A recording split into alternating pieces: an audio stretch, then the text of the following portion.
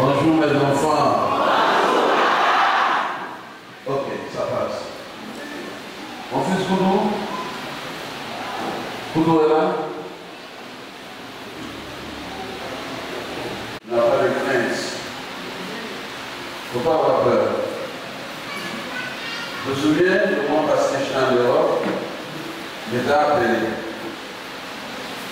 J'ai sorti un pressentiment, voilà pourquoi je t'ai appelé.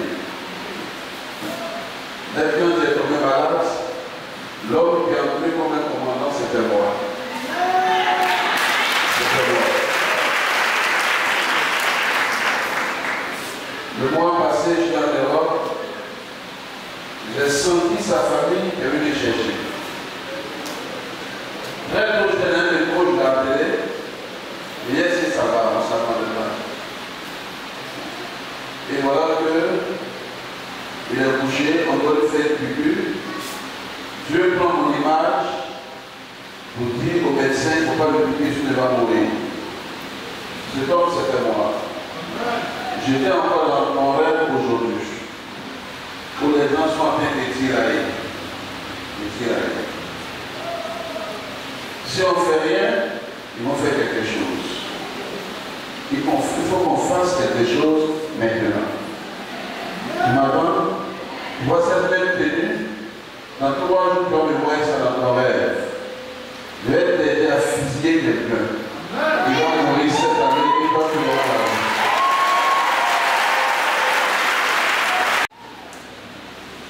Il ne faut pas avoir peur. Ceux qui sont avec toi sont plus nombreux que ceux qui sont contre toi.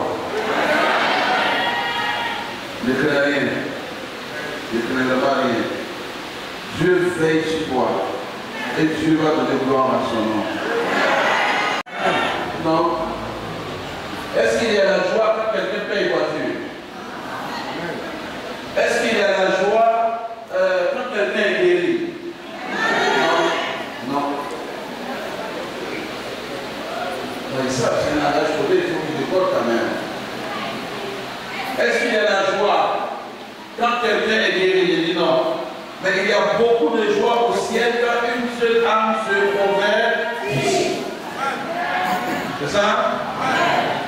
Donc pour motiver Dieu dimanche, j'avais une seule âme, pas deux. Quand tu m'as envoyé l'âme, dis papa, j'ai envoyé une âme. Donc je me dois une bénédiction. Amen. C'est quelle femme, quel rêve, elle voit son nom paternel constamment dans une position de menace. On te dit, on l'est, dit, on l'est, dit, on l'est.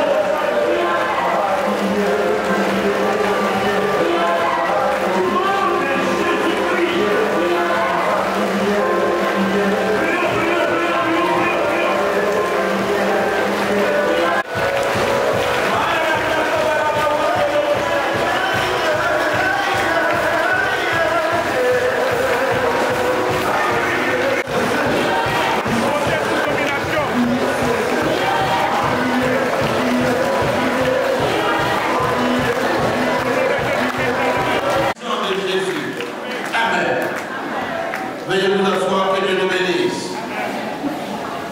Jean 9 à partir du verset 1 à 12. Jésus vit en passant un homme aveugle de naissance. Ses disciples lui firent cette question. Oui. Rabbi, qui a péché?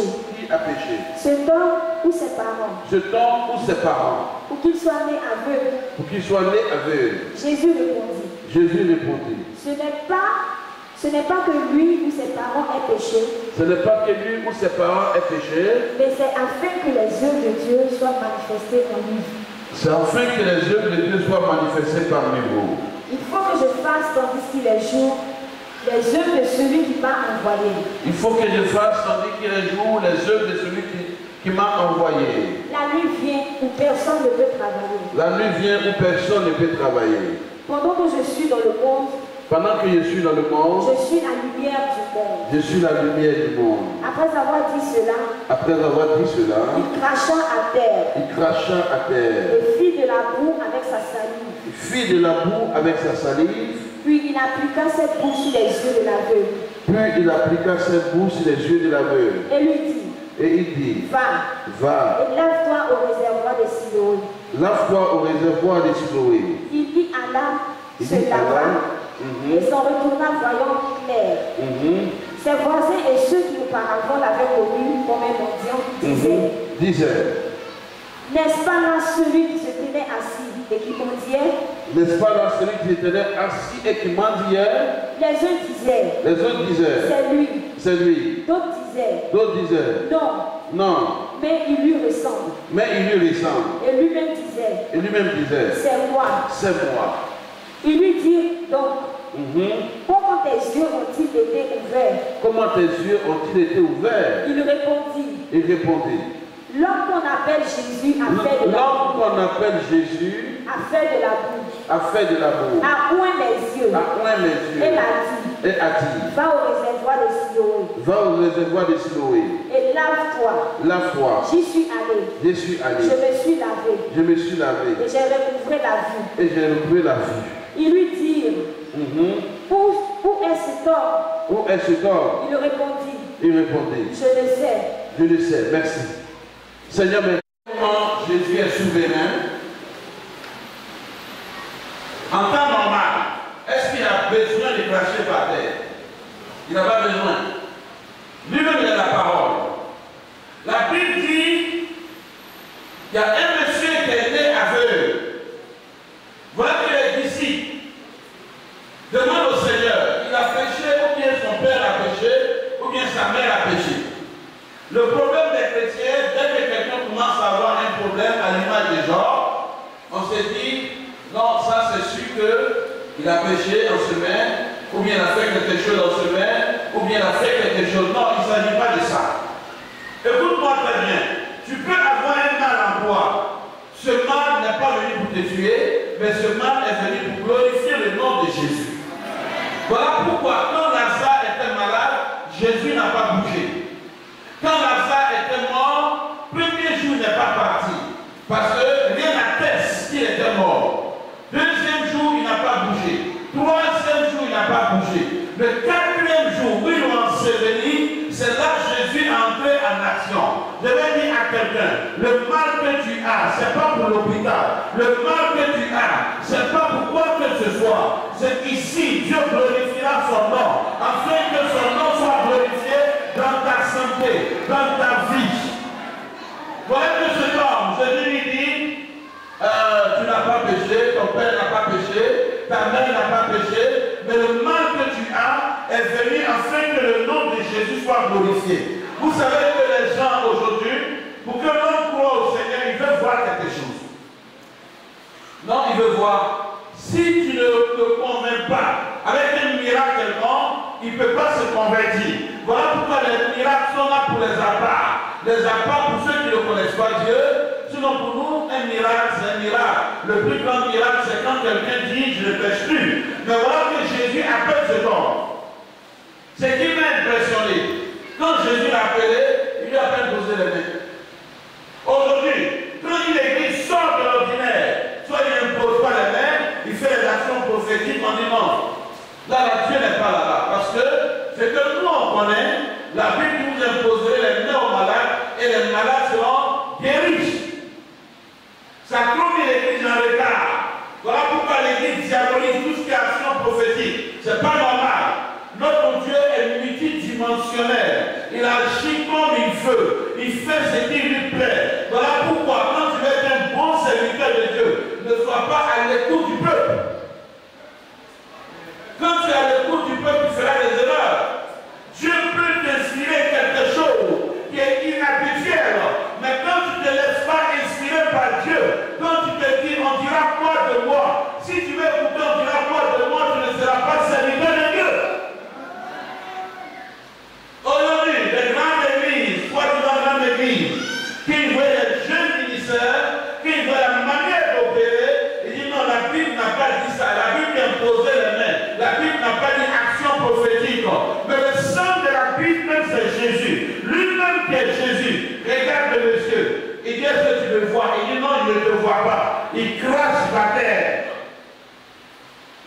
Vous savez, il y a 3 facteurs qui ont participé à la création de l'homme.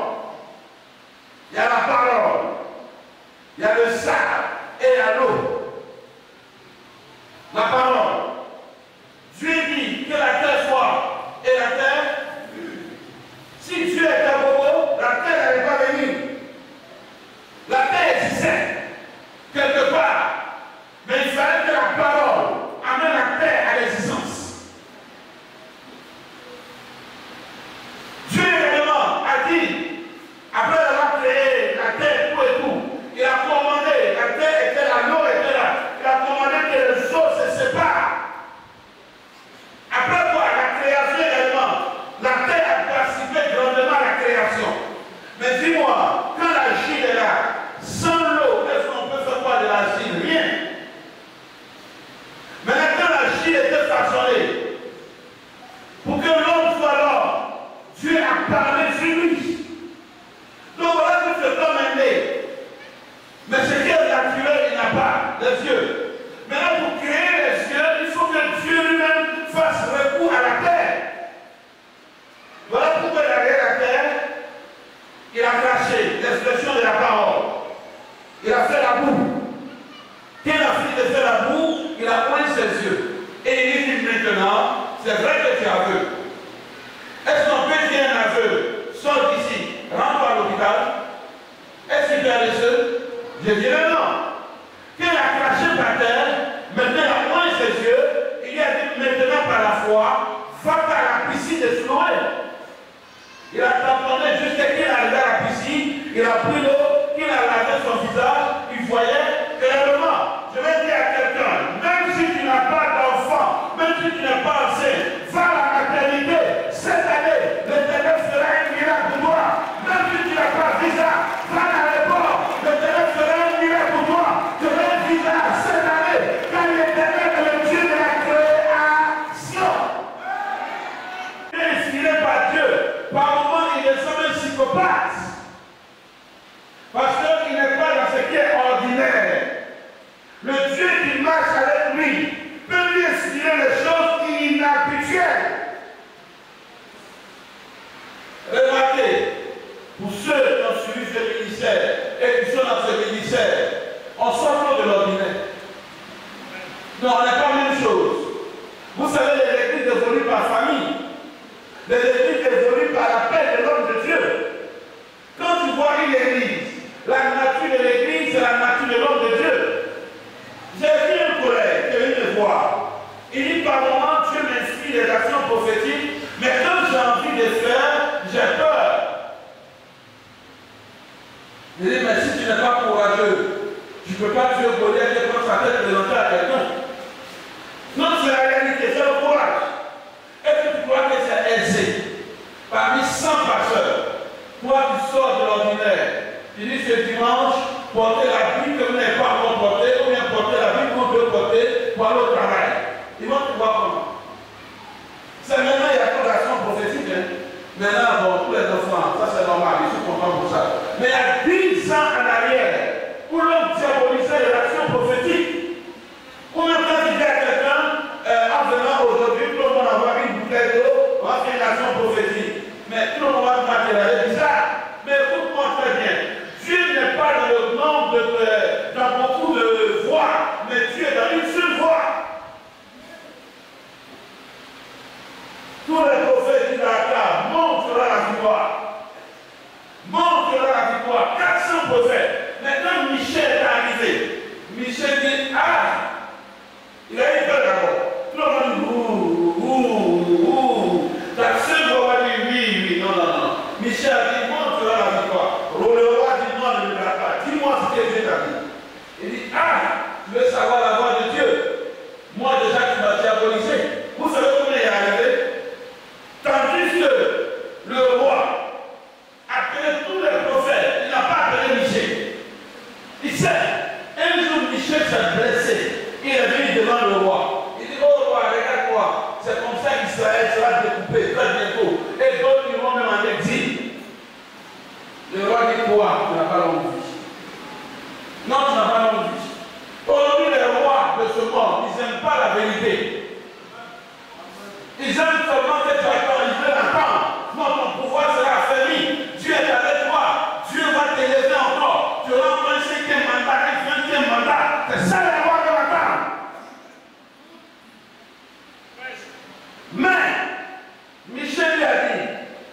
Je vois tel que je suis blessé. Je vois tout le monde est troublé. Non, il se tombe là, je n'ai même pas besoin de lui. C'est celui dont on n'a pas besoin. C'est dans sa bouche qu'il y a Dieu. Voilà pourquoi, quand tout le monde doit dire de ton prophète, c'est pas normal. Tout le monde doit dire, on dirait la toucher à quelque chose. On dirait qu'il n'est pas normal. On dirait la toucher à fétiche. Parce que ce qu'il dit le matin s'accomplit le soir. C'est que les autres sont un jour, 2 jours, 3 jours. Lui, c'est quelques secondes. Que Dieu t'élève. On dirait que ton prophète a touché à quelque chose. Dis, lui, il a touché à quelque chose. Dis, papa, tu as touché à moi. J'ai touché aux promesses de Dieu. J'ai vu Dieu. Voilà pourquoi je parle de Dieu. Si je n'ai pas vu Dieu, je ne parlerai pas de Dieu. Avec Dieu, je parle de lui de vue. Soit tu as vu, soit tu n'as pas vu. Écoute-moi très bien. Chaque génération, il y a un homme de Dieu. Il y a des hommes de Dieu de génération. Cette génération, je suis tellement convaincu. Si je ne suis pas premier, je ne suis pas premier. Si je ne suis pas premier, je ne suis pas premier. La foi de Dieu est réelle.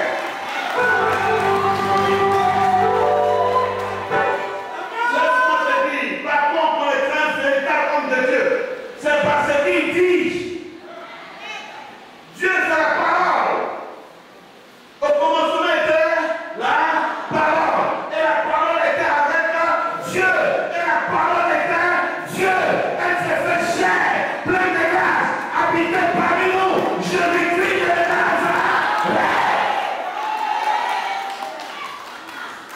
Voilà, c'est Jésus. Multidimensionnel. Multidimensionnel.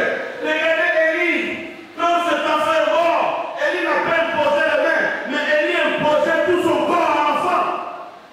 L'homme de Dieu qui n'est pas resté dans sa conviction, il sort de la vision. Écoutez, aujourd'hui je ne crains rien. Ce qu'il est fait là, tout le monde fait là. J'ai fait une affiche, je l'ai taillé quand même. Aujourd'hui ça a rempli Abidjan. Écoute-moi très bien. Il faut quelqu'un pour commencer. Quand il n'a pas eu quelqu'un pour commencer, on ne peut pas copier. Parce que, le faux sera nombreux, mais l'original est là forcément. Donc, quand je décourage, on dit on dirait qu'on prophète à ce t-shirt, on dirait danse combien. Vous savez, j'ai pas les riches, tu n'as rien compris. Même Jésus lui-même, on dit non, il est sans la Belzébul. On dit non, tel qu'on le voit, Dieu n'est pas avec lui. Tel qu'on le voit, non, c'est pas comme ça. Écoute-moi très bien. L'évangile est appelé la bonne nouvelle. Voilà pourquoi cette année, la bonne nouvelle, tu vas l'entendre. La nouvelle que tu vas entendre, tu vas l'entendre. Il cracha par terre. L'expression de dire que les yeux viennent. Il prend la boue, il pointe maintenant ses yeux. Et il lui dit, par la foi, va laver de ton visage. On a déjà appris ici par la foi, va laver ton visage, mais la foi n'est pas encore en activité. Écoute, Dieu dit à Gédéon, vaillant héros, va combattre la force que tu as. Oh, Gédéon n'a jamais combattu. Quand je te regarde, vaillant héros, va créer ta société. Vaillant héros, va la construire. Vaillant héros, sois guéri. Vaillant héros, l'Éternel est avec toi. Mais si l'Éternel est avec moi, il reste qui encore? Si l'Éternel est avec moi, je ne crains rien. L'Éternel, le Dieu sacré des Hébreux. Il y a un jeune passé à l'époque, son témoin m'a édifié, il était jeune chrétien. Il a évangélisé d'un maquis, tout le monde s'est converti. Le gars de maquis, il a fermé, il a juré qu'il va le tuer. Mais il dit qu'il voit le jeune prophète, il dit qu'il ne comprend pas. Il y a 2 sorts va rentrer en fort qui le souverain. Pendant 6 mois, il dort, les messieurs sont là. Maintenant, il dit au pasteur, excuse-moi, je vais te poser une question. Tu payes tes lougas à combien? Toutefois que les viens, ils sont là. Il dit, ah, j'ai des lougas. Où ils sont? J'ai des lougas. Où ils sont? Ton Dieu est avec toi, il marche avec toi, même si tu ne vois pas. C'est le vaillant guerrier, il bénira tes affaires, il va te donner d'avoir l'élévation. Va laver ton visage à la piscine de Siloé. Écoute-moi très bien. C'est qui nous réunit ici. Il y a Boulot ici, il y a Baoulé ici, il y a Bété ici, il y a Dita ici, il y a Sétifo ici, il y a tout le monde ici. Mais il y a une seule cause qui nous réunit. La foi. La foi. Amen. La foi. On n'est pas vraiment choqué. Attends, si je vivais encore le temps des apôtres, on mettrait les écrits de Dieu dans la Bible. C'est clair. On mettra les écrits de Dieu dans la Bible. Paul même dit, ce qu'il est écrit là, ce n'est pas le Seigneur. Moi, Paul, j'ai dit. Moi, Paul, j'ai dit. Écoutez-moi, les enfants. L'évangile n'est pas pour les enfants. À l'époque, pour un sacrificateur, il faut que tu aies 30 ans. Pour Dieu lui-même, dont le modèle d'habit que tu dois porter. Pour Dieu lui te demande que ton caleçon soit bleu. Pour Dieu lui-même, veillez sur tout. Ou à l'époque, en soulevant la chair, il doit avoir 1 mètre, 2 mètres, pardon, entre le peuple et les sacrificateurs. Parce que Dieu était trop violent. Les gens soulevant la chair, il a mal soulevé la paresse, quand la chair est tombée, quand ça tombe, lui, il meurt en même temps. C'est un Dieu comme ça, vous pouvez le comparer, je ne sais pas, vous pouvez le mettre où tu mets Dieu, il se met là. Si tu as dit non, ça, Dieu ne peut pas faire, il ne fera jamais. Mais quand tu es un psychopathe, tu as dit ça, rien n'est impossible à celui qui croit, tu vas voir que ton miracle viendra rapidement.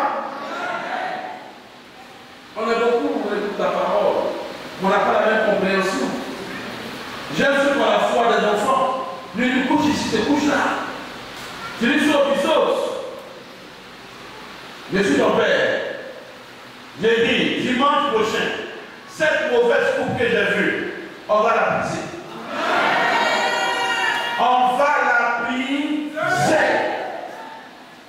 Voilà pourquoi j'ai vu tout le groupe d'intercession, tous les responsables, tous ceux qui sont dans les départements, ce vendredi. On a une séance de prière. On a vraiment une séance de prière. Quelle heure? 18h30. On a une séance de prière à 18h30. Amen. Amen. Nous sommes appelés protestants. Parce que quand les nations se lèvent, notre conscience n'est pas endormie. Non. Conscience endormie, là, c'est autre chose. Mais nous sommes des protestants. Vendredi, je vous attends. Ah oui, je vous attends. On doit tout faire. Cette mauvaise coupe, on va la briser. Dieu ne doit pas montrer. Ah oui, quand Dieu ne montre pas là, c'est grave. Mais quand il montre, c'est qu'il y a une solution. C'est qu'il y a une solution. Vendredi ici. On a 3 heures de temps de prière. 3 heures. Vendredi. L'eau doit jaillir dans le désert. L'homme doit dire, ce que j'ai cité depuis fort longtemps, je l'ai eu à 1000 fractions de seconde. Ce n'est pas un péché quand tu me vois dans ton rêve. C'est que je prie pour toi. Ah oui. La semaine passée, était dans le rêve d'une femme ici. Où les gens venaient contre elle, je l'ai mis derrière elle. Il était face à face avec les messieurs. Elle est là maintenant. Les enfants, pour toi, je suis prêt. Non, très prêt. Très prêt.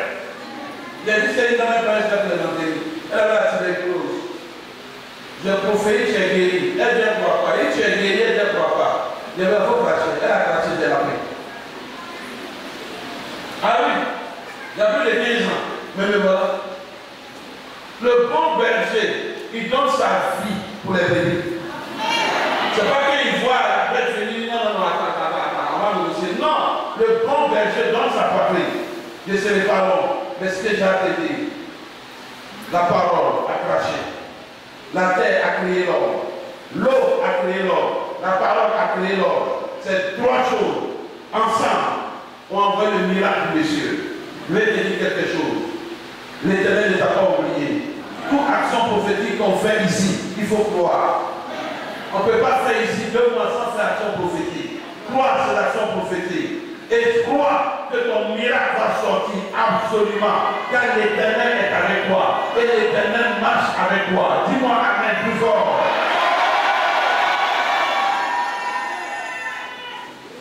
Rendez-vous vendredi. Samedi matin, il y a prière pour tout le monde. Tout le monde, samedi matin.